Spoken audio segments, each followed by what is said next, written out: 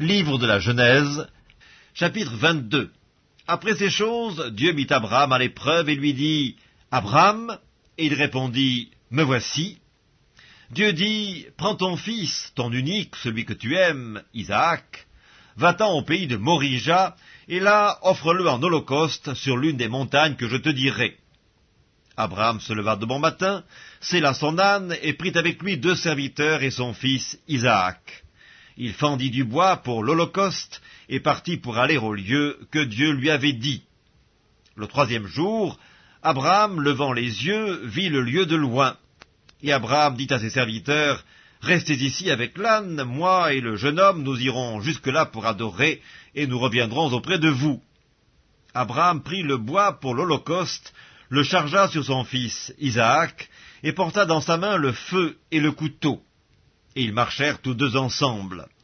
Alors Isaac, parlant à Abraham, son père, lui dit, « Mon père » Et il répondit, « Me voici, mon fils. » Isaac reprit, « Voici le feu et le bois, mais où est l'agneau pour l'holocauste » Abraham répondit, « Mon fils, Dieu se pourvoira lui-même de l'agneau pour l'holocauste. » Et ils marchèrent tous 2 ensemble.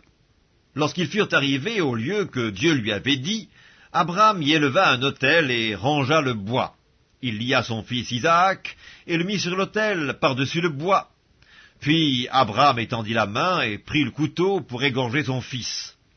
Alors l'ange de l'Éternel l'appela des cieux et dit, « Abraham, Abraham » Et il répondit, « Me voici. » L'ange dit, « N'avance pas ta main sur l'enfant et ne lui fais rien, car je sais maintenant que tu crains Dieu et que tu ne m'as pas refusé ton fils, ton unique. » Abraham leva les yeux et vit derrière lui un bélier retenu dans un buisson par les cornes. Et Abraham alla prendre le bélier et l'offrit en holocauste à la place de son fils. Abraham donna à ce lieu le nom de Jéhovah-Jireh, c'est pourquoi l'on dit aujourd'hui, à la montagne de l'Éternel, il sera pourvu. L'ange de l'Éternel appela une seconde fois Abraham des cieux et dit, « Je le jure par moi-même, parole de l'Éternel, parce que tu as fait cela et que tu n'as pas refusé ton fils, ton unique, je te bénirai et je multiplierai ta postérité comme les étoiles du ciel et comme le sable qui est sur le bord de la mer, et ta postérité possédera la porte de ses ennemis. Toutes les nations de la terre seront bénies en ta postérité, parce que tu as obéi à ma voix. » Abraham étant retourné vers ses serviteurs, ils se levèrent et s'en allèrent ensemble à Beersheba, car Abraham demeurait à Beersheba.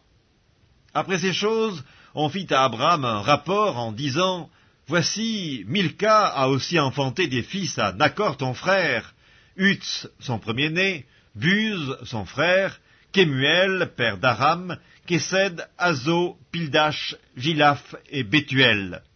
Bethuel a engendré Rebecca. Ce sont là les 8 fils que Milca a enfantés à Nachor, frère d'Abraham. Sa concubine nommée Reuma a aussi enfanté Tébach, Gaham, Tash et Maaca.